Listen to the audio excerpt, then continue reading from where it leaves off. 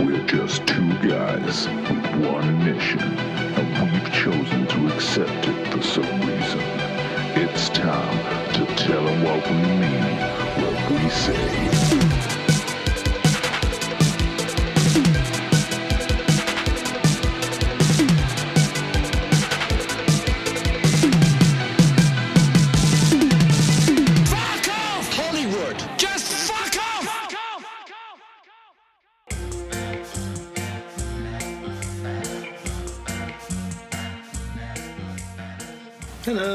Hello, we just watched Eaten Alive, a movie by Toby Hooper. Hack Toby Hooper. Hack Hooper, Toby. Also, rest in peace, Toby Hooper. Yeah, rest in peace. I don't know what that was. I can't decide if it's so bad it's good, utterly terrible, or just a really wasted opportunity with some good bits in it. It was really confusing, is what it was. Yeah. Well, it's clearly got a bigger budget than Chainsaw Massacre. Yes. But looks infinitely worse. Yes. It looks like a really bad sitcom set. Yeah. The lighting is preposterous. Yeah. It's perpetually sunset for like the first half of the movie. Or it's under some sort of heat lamp. Whoever was in control of the fog machine was clearly fucking stoned off their gourd and was just spraying it absolutely fucking everywhere. So it was probably Toby. So probably. Rest in peace. I mean, there was some good acting in it, and there was some fucking dreadful acting in it. Who did you think was the dreadful actor? I thought the main guy was a dreadful actor. I thought he was quite Judd. good. I thought he was quite good. Really? Yeah, I think he was like playing it up, hamming it a bit. Yeah. But like, but then when you put him against like the cop was just like old school tough guy actor kind of thing. And Robert Englund acts everybody off the fucking screen. Yeah, Robert Englund. Every second he's on screen, you cannot take your eyes off. Yeah, he's a fucking star. That guy is a fucking star. He deserves every bit of success that he's obtained. Yeah. Marilyn Chambers is amazing at Screamy Girl in Peril again. Yeah. I thought she was fantastic. And she does that thing, like, right towards the end, she does that thing where, like, all her limbs get really... twisted up. That's good. That's way better than the word I was going to use. And she does that better than anybody. Like, she's just all... and, like, when she falls and stuff, like, she's great. Yeah, like, it seemed to be, like, should we do a real quick rundown of the story? So yeah, it's not going to take long. No. Basically, this guy has a hotel, and anyone who goes to the hotel, this guy owns a hotel. Yes. And he has an alligator. Or is it a crocodile from Africa? Who knows? Who knows? I don't know. I am not a crocodile expert. I'm barely an expert about films. I'm barely an expert at my action. I'm not even an expert on my own life. Yeah. Anyway, and anyone who goes to the hotel, he kills for some reason. For some reason, with a scythe. With a scythe or a garden fork, like a hay fork, he killed someone with. Right, yeah. The various gardening implements. And then feeds them to the crocagator. Crocagator, yeah. Yeah, let's call it that. We don't know what it is. It's good. It's a good title for something. I wonder if someone's made Crocagator. Because I'd watch that. Yeah. I'm not sure I'd like it. I imagine it's a sci-fi movie already. Crocagator. It definitely sounds like it's made by. So it starts with a girl running away from a hula house. Yeah, she's running away. She's run away, been taken in by. She gets called a tramp because she's running away from the whole because house. she doesn't want to be a because she doesn't want to be a whore. Robert Englund, I assume, wants to put it up the butt, and she gets really freaked out and doesn't want to do that. Yeah, we were chatting, and so we missed that crucial line. I'm almost certain that's what he wanted to do. So she runs away. But though I think the implication is that he just wanted to have sex. Oh, and she just didn't want to. And she just really did not want to do this. Oh, okay. And that's what she got upset about. Okay. I thought it was because he was trying to get her on all fours and possibly put it up the pooper. I mean, he was acting like a twat as well. I thought that's what was going on. But then I thought maybe they would bring that back to make it thing like that this guy's like basically... See, I think there might be a line that we missed later on with Cans, where he might have said the same thing as well. I don't think so. I'm not totally sure. Because I think we were both definitely paying attention during that scene. I was definitely paying attention to a couple of things in that scene, yes. So she runs away. She ends up being the first victim because he's like, oh, you're one of the house ladies. Yeah. And I thought that was going to be a thing. Yeah, but it wasn't. Like, only kill the bad lasses. No, but he kills everyone. He kills everyone. Yeah. And then a family come. The dad wants to use the bathroom. Who may or may not be off his fucking twat on accident. He's just acting the weirdest just the Well, weirdest. there's a breakdown that happens because the dog gets eaten by the crocagator. Okay. And then the kid's upset, and then he starts acting crazy. Yeah. And then they kill him, and the girl runs away, hides under the house, and the mother Marilyn Chambers. is tied up by the guy. Yes. Then Robert Englund and is no. Then dad and the dad looking sister for the Pretty first Mouth. girl come to the house, and then he says, "Oh, I saw her at the whorehouse. You need to go there." Yeah.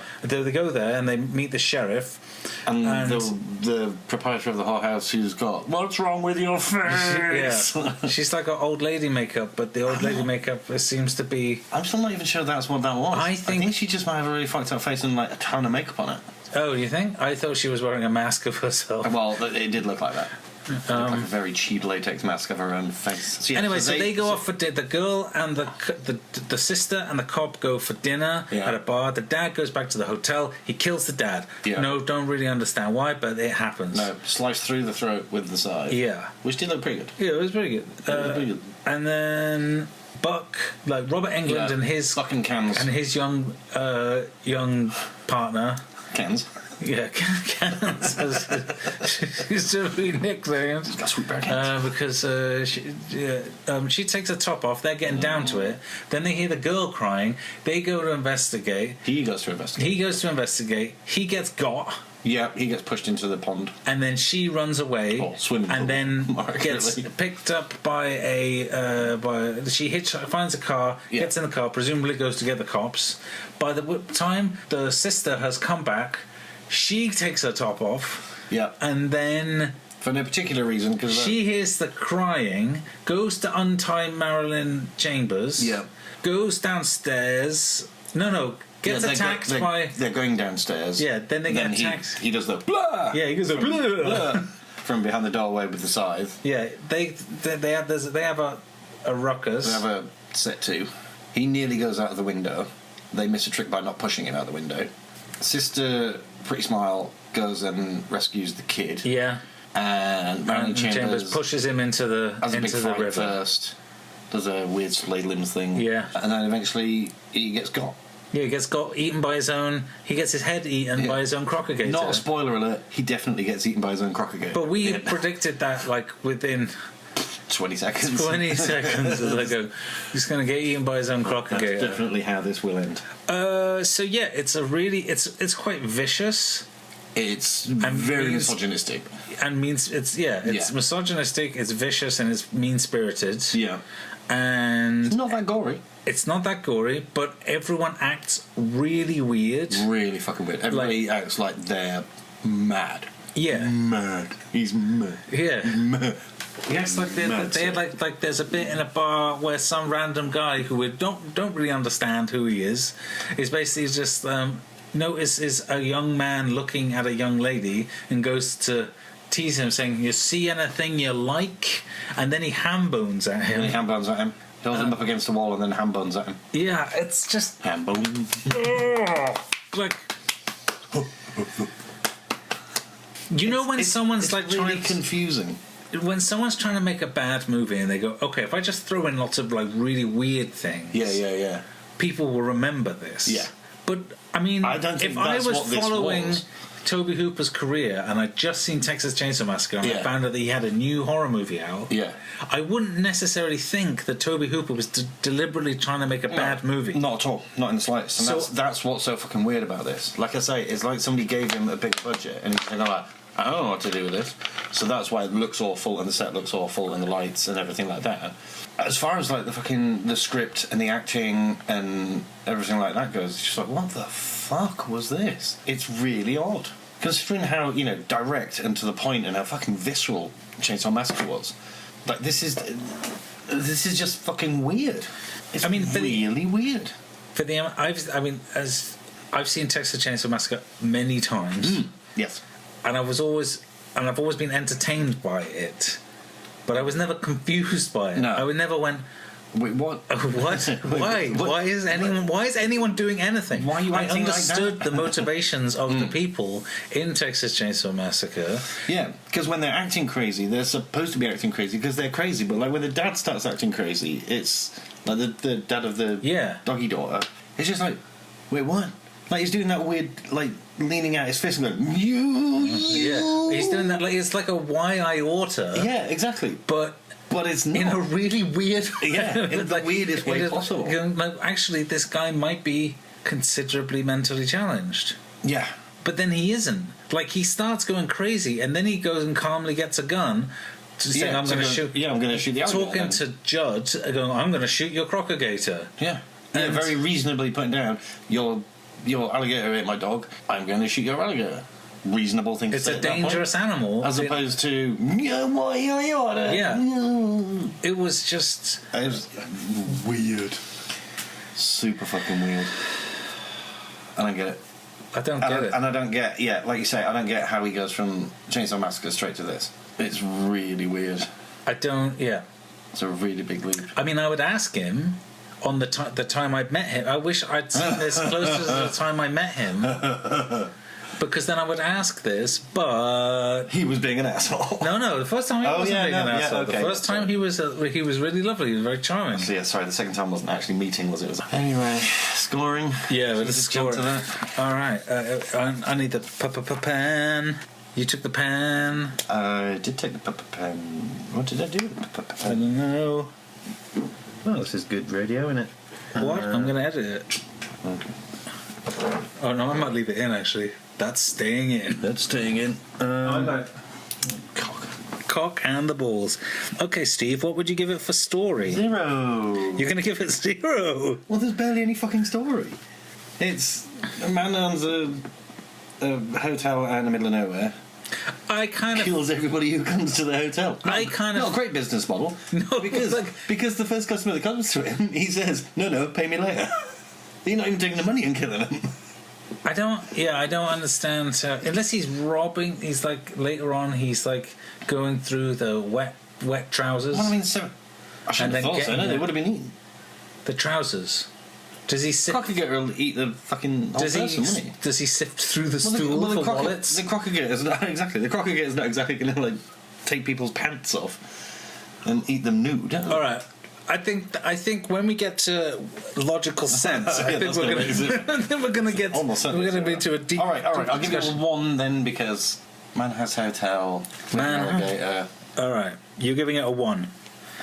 Now I'm going to go a little bit higher, and I'm going to go with a 2, because I'm going with this is kind of like a poorly written pulp horror story. Okay. Like if this was if someone tried to novelize this, see if this was, I think it would be fine.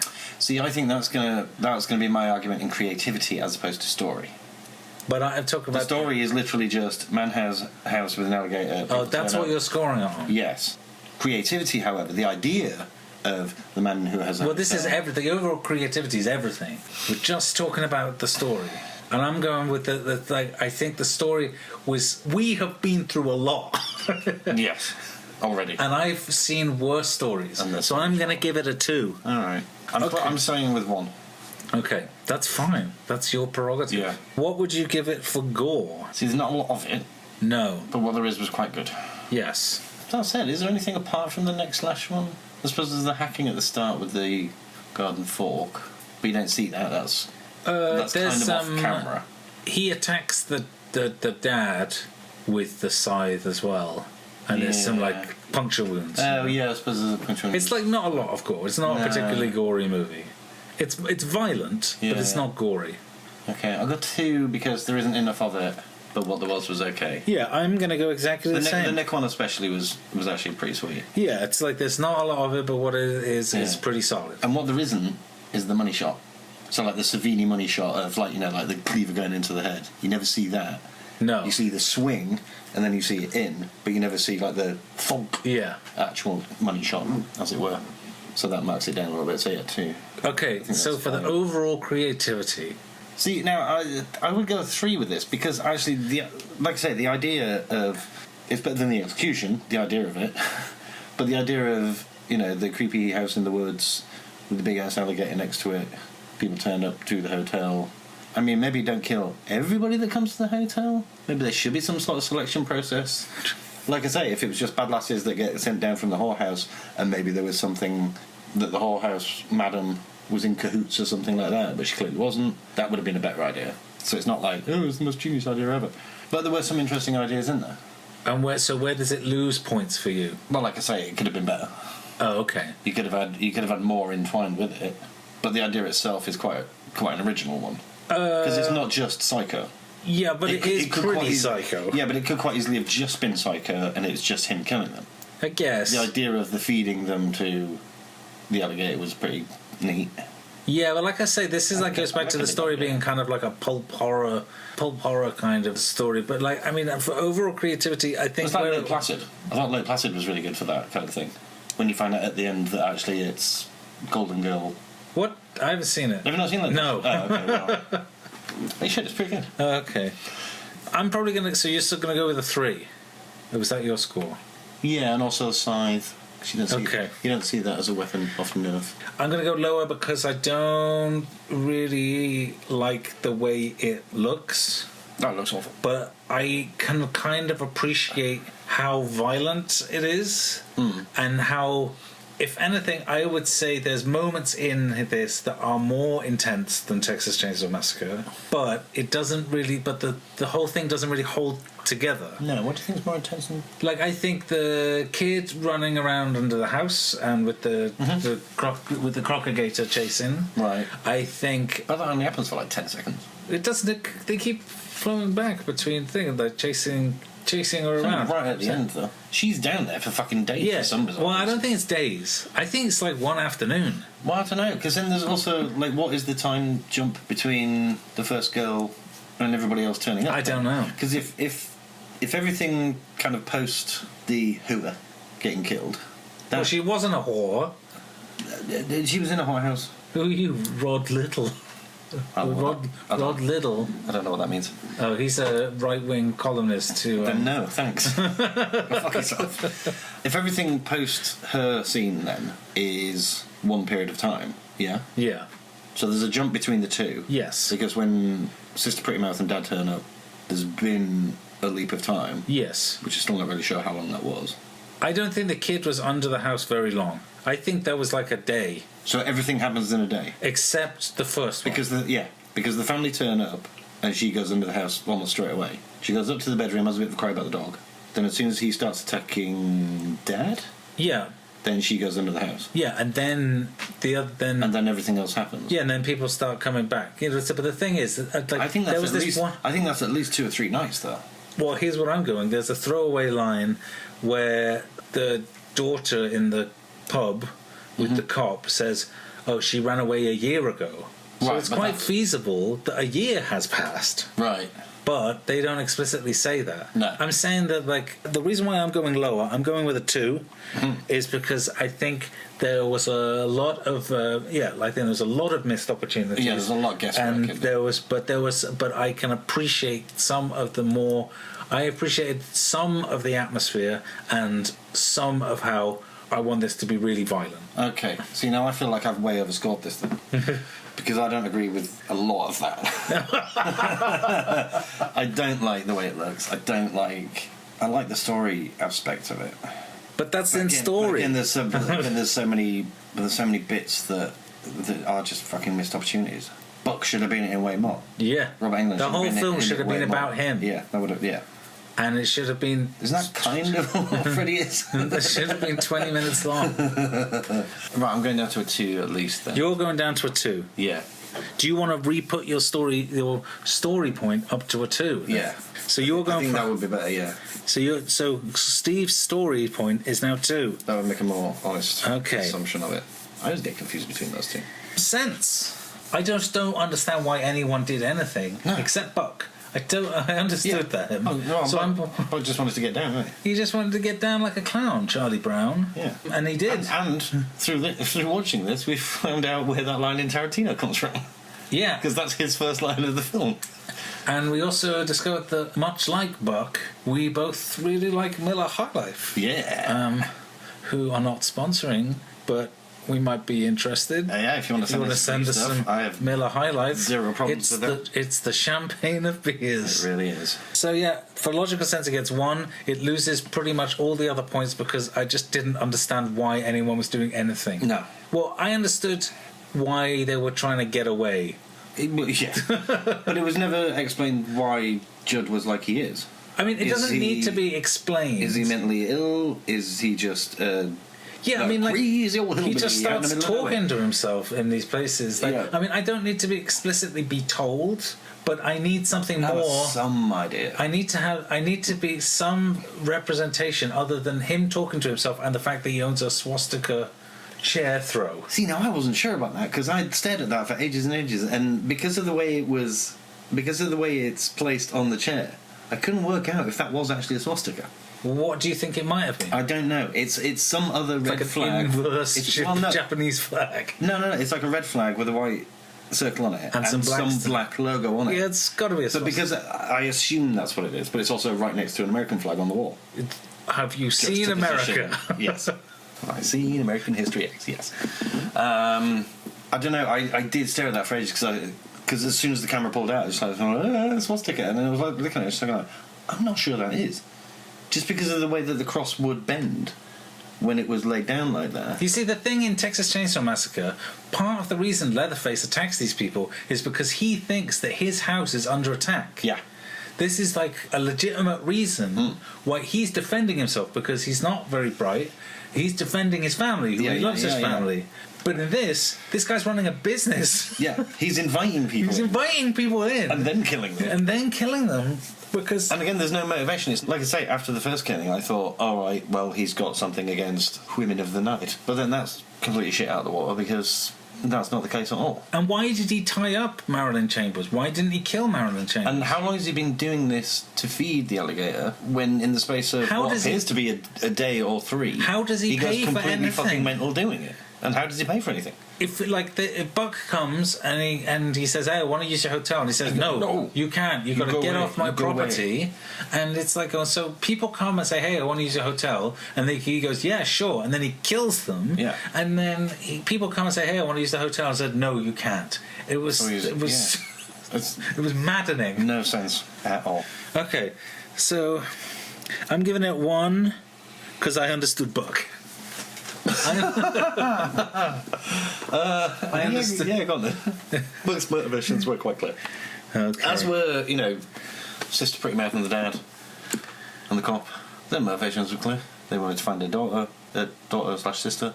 Oh, that was that throwaway. That was but there's that also throwaway line about like how the dad is really sick. Yeah, which went nowhere. And it's like, okay, like, is he mad? Yeah. Like, what's going on? He's like, and then she said, no, he's dying. And it's like, okay, and so is that his motivation for trying to find the daughter? But is that he's going crazy because he wants to find her before he dies? They did say that. Okay. But then, even that's... Okay, then he gets another point. They get another point. That's a motivation. I'm moving my 1 up to 2. I'm staying on 1. Okay. Because there was aspects of it that made sense, but there was many aspects that made no sense. Yes. Okay, for the music. I'm going to say 1 because it has some, but what it has I don't like. Okay. Because it's that shit-kicker fucking Mo Haggard fucking country bullshit. Well, I was going with all the kind of... I liked all the experimental stuff going on there. I think that was just random fucking noises. It's not random noises. It is. It's not fucking music. It was music. It was good. No. And actually, I might look out for this soundtrack album. I thought it was pretty good. It was pretty weird. So you're still going 1 on music? Yes. All right, and I'm going to go with a 3. Yeah, I don't... Because while I don't think it was as good as Texas Chainsaw Massacre, I did think it was weird enough for me to like it. Yeah. But it doesn't set a mood, it doesn't do anything. Whereas Chainsaw Massacre, it does fucking set a mood. You are uneasy all the way through that film. No matter what's happening on screen, even when it's fucking, nothing going on, you are uneasy because of the fucking soundtrack. Whereas this was just background tosh. Frankly. And fucking... Let's agree to disagree. You're wrong. Bullshit. You're an ill-educated whatever fool who... Whatever. Who Yeah, go on. Bring it. I got nothing. Yeah, exactly. So, The final score of 19 out of 50. Christ, that seems incredibly high. I don't know. I think it seems about right. Like it's not. It's under average. That's what it should be. So is But, the film. But the film's way under average. The film is. It's not way under average. Okay, no. But given the Devil Hunter was 6, this is better than Devil Hunter. Fucking bad. Yeah. I'll be interested when we finally get around to it to see what else this was better than, though. Oh yeah. We'll have to do a special episode where we go through the rankings. Yeah, absolutely. And we'll and see how wrong we were. see how wrong we were. With how many we were going to go. You got how much? And what happened in the film? Which one was that? Would you recommend this to anybody? That's exactly the face I've been pulling. Yeah, I don't know. I don't know whether I would recommend it. I would say. I don't think I would.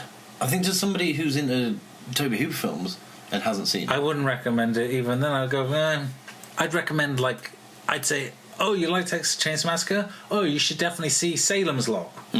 Oh, you like Texas Chainsaw Massacre? Oh, you should check out, what's the other one that was, fuck. Poltergeist. Yeah, you check out Poltergeist. It's really good. Yeah, but if somebody had seen all the other Toby Hooper films and went like, oh, you've seen that. Is it worth it? I'd go, no. Right. There you go. That's the answer. Is it worth it? No. Because even to a Toby Hooper completist, you wouldn't recommend it. So. Well, I just don't. It's just like it's like you can watch it, but you don't. But expect to come away very confused and underwhelmed. Underwhelmed and come out of it thinking, I can't believe this guy made one of the greatest horror movies of all time. Yeah, right before this. And his next film was this. Was absolute trash. And not in a good trash way, in just a fucking garbage way. Yeah. Well, there you go. I also would not recommend it. Oh, okay then. Thanks. Okay, we'll see you next time then. Bye. Bye.